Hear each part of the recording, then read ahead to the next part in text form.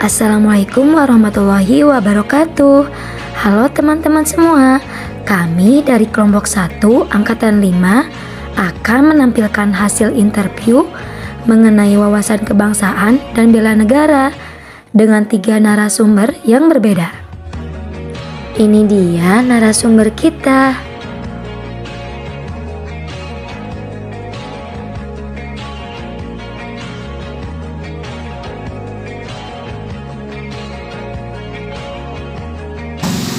Ada yang namanya wawasan kebangsaan.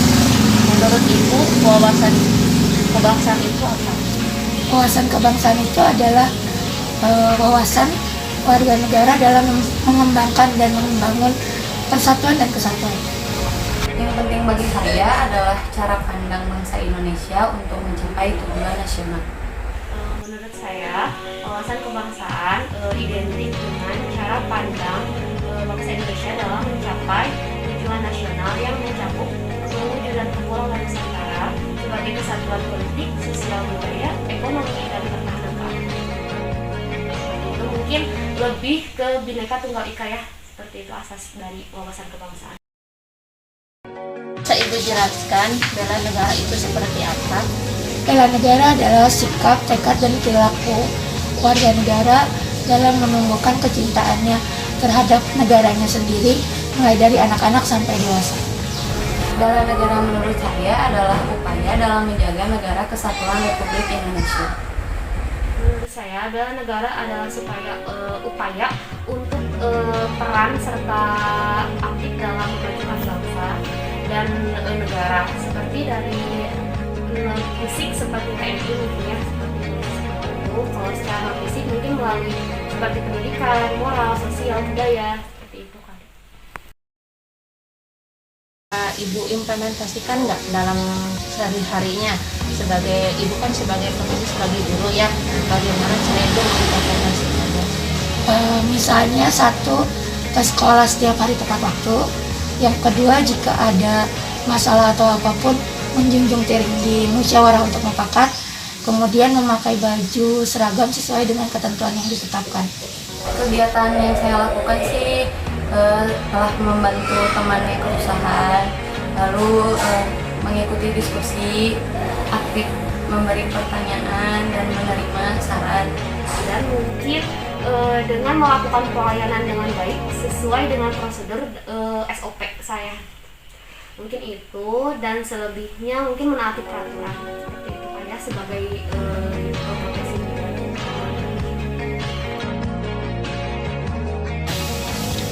Yang menjadi ancaman, masih banyak di Indonesia pelajar-pelajar yang melakukan tawuran. Karena itu sebagai pendidik harus mengembangkan rasa persatuan dan norma sosial berkelakuan baik. Yang menjadi gangguan, kadang biasanya anak dari luar daerah sulit membaur dengan daerah baru, sehingga kadang dia mogok sekolah.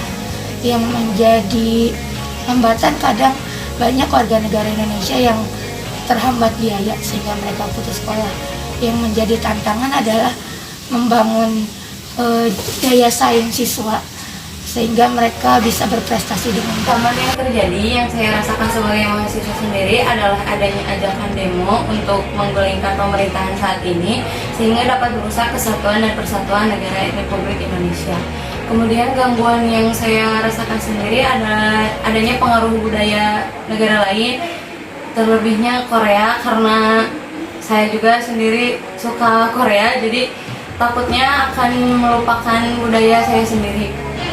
Kemudian ada hambatan yang saya rasakan sih karena banyak maraknya game online, sehingga banyak mahasiswa yang malas, karena kan kalau main game online tuh sampai malam, jadi biasanya mahasiswanya telat kalau masuk kuliah. Tantangannya sendiri sih karena pandemi selama 2 tahun, ada pembelajaran daring, dari situ kan sinyal harus bagus, terus harus belajar sendiri sih, itu yang paling susah karena kurang ngerti aja lah kalau pembelajaran daring teh. Untuk ancaman yang sering saya temui ya, masalah tentang merebaknya isu dengan masyarakat tentang COVID. Nah, tentang COVID ini sebenarnya kebenarannya itu tidak terbukti sama sekali. Jadi masyarakat itu banyak yang tidak mau divaksin. Nah, itu yang menjadi ancaman gitu ya. Nah, lalu dari gangguan yang saya lihat dari tempat saya bekerja, mungkin dari pengaruh lingkungan. Dari lingkungan sendiri banyak sekali masyarakat yang melakukan pengobatan secara mandiri. Jadi mereka seperti penggunaan antibiotik yang tidak sepatutnya ya, jadi tidak habis atau bagaimana. Lalu datanglah ke paskes, datanglah ke puskesmas gitu. Sudah ada pemberian antibiotik secara mandiri ya, seperti itulah dari masyarakat. Itu yang dari gangguan yang biasanya saya temui. Lalu hambatan yang saya temui itu mungkin dari umum juga BPJS kan yang di saya itu ada biaya pengobatan mungkin ya untuk umum dan juga BPJS. Jadi mungkin ada kecenderungan dari situ mungkin dari masyarakat ya. Lalu dari tantangannya yang saya temui dari tempat kerja saya itu mungkin dalam menerapkan protokol kesehatan, karena masyarakat banyak sekali yang masyarakat masih ada yang tidak ada protokolnya tidak terapkan seperti memakai masker. Dengan menganalisis dulu berita tersebut, jika ternyata berita tersebut tidak bukan kebenarannya, lebih baik tidak disebarkan kepada orang lain agar tidak menjadi keresahan. Saya meminimalisir berita hoax sendiri adalah dengan cara join grup di media sosial. Grupnya adalah grup anti hoax. Lalu di situ kan banyak terdapat info yang sebenarnya, jadi saya lebih hati-hati untuk menyebarkan berita yang ada. Untuk meminimalisir ya, sedangkan untuk menghilangkannya itu sama sekali ya tidak mungkin ya, karena sekarang kan banyak sekali media-media seperti internet mungkin yang lebih memudahkan hoax-hoax masuk kepada masyarakat. Nah, untuk meminimalisirnya mungkin dari masyarakat itu sendiri lebih memfilter dari situs-situs tersebut lebih ke situs yang resmi seperti dari Kemenkes dan yang lainnya gitu ya, situs-situs yang memang berasal dari situs yang resmi.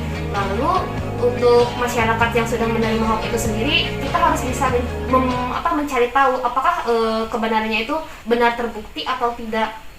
Seperti itu mungkin. Jadi tergantung kepada masyarakatnya sendiri ya. Ada yang mungkin dari golongan-golongan yang sudah tua ataupun yang remaja-remaja sampai ke dewasa mungkin beda-beda dalam menerima hoax tersebut. Jadi mungkin dari kita menerima hoaxnya, apakah kita percaya atau tidak, itu harus kita buktikan sendiri. Berita miring tersebut kebanyakan dikeluarkan oleh pihak yang tidak bertanggung jawab dan memiliki kepentingan tertentu. Kadang hanya untuk menimbulkan keresahan di masyarakat saja. Jadi sebaiknya kita tidak mendengarkan hal-hal yang tidak disampaikan oleh pihak yang terkait. Kemudian padahal kan vaksin sendiri adalah salah satu cara untuk menghentikan pandemi secepat mungkin. Sebenarnya saya pernah takut mengenai isu miring vaksin COVID ini, karena kan katanya efek samping itu dapat menyebabkan kematian. Tapi setelah saya cari beritanya dan bertanya kepada tenaga kesehatan yang ahli, saya tidak takut lagi dan sudah melakukan vaksin. Banyak sekali ya isu miring yang memang menjadi faktor penghambat masyarakat tidak mau divaksin. Seperti adanya isu-isu yang dari masyarakat itu sendiri, adanya efek samping dari vaksin. Mungkin memang kebanyakan dari efek samping vaksinnya emang terjadi di masyarakat seperti panas. Ya tidak bisa dipungkiri dari efek samping tersebut memang ada. Lebih ke menekankan lagi pada masyarakat, lebih ke sosialisasi lagi yang lebih bagus dan lebih mantap supaya masyarakat lebih percaya akan ya kan dari efek samping tersebut merupakan respon tubuh yang normal dari tubuh kita sendiri, bukan sesuatu yang memang tidak normal gitu. Ataupun ya kan dari kriteria itu sendiri yang divaksin itu kan dilihat dulu, di screening dulu ya kan sebelum divaksin. Maka dari itu mungkin lebih ditekankan pada sosialisasi dari apa sih ke masyarakat, sosialisasinya bagaimana, dan perannya juga nggak cuma dari pihak puskesmas ataupun pihak dari tenaga kesehatan, mungkin dari prokesnya, dari satgas covid juga kan ya, sosialisasi ke masyarakat ke penekanan lebih percaya lagi terhadap vaksin covid untuk meminimalisir covid itu sendiri. Analisisnya, setiap warga negara Indonesia memiliki narasi yang berbeda-beda dalam mengutarakan pengertian dari wawasan kebangsaan dan nilai bela negara. Namun, hakikatnya bermakna sama, yaitu memiliki jiwa bela negara di dalam dirinya, khususnya setiap narasumber yang kami interview. Dapat dilihat dari setiap pendapat narasumber bahwa mereka ingin, akan, dan telah melakukan kontribusi dalam memajukan bangsa Indonesia. Kesimpulannya, dari hasil interview yang telah dilakukan pada 3 orang narasumber, mereka ikut berkontribusi dan berpartisipasi pada aksi bela negara sesuai dengan umur dan profesinya. Maka dari itu, dapat kami simpulkan bahwa pemahaman dan pendapat mereka memiliki makna yang sama mengenai wawasan kebangsaan dan bela negara. Sekian dari kelompok kami, dan semoga apa yang kami sampaikan mengenai wawasan kebangsaan dan bela negara dapat bermanfaat buat teman-teman semua. Wassalamualaikum warahmatullahi wabarakatuh.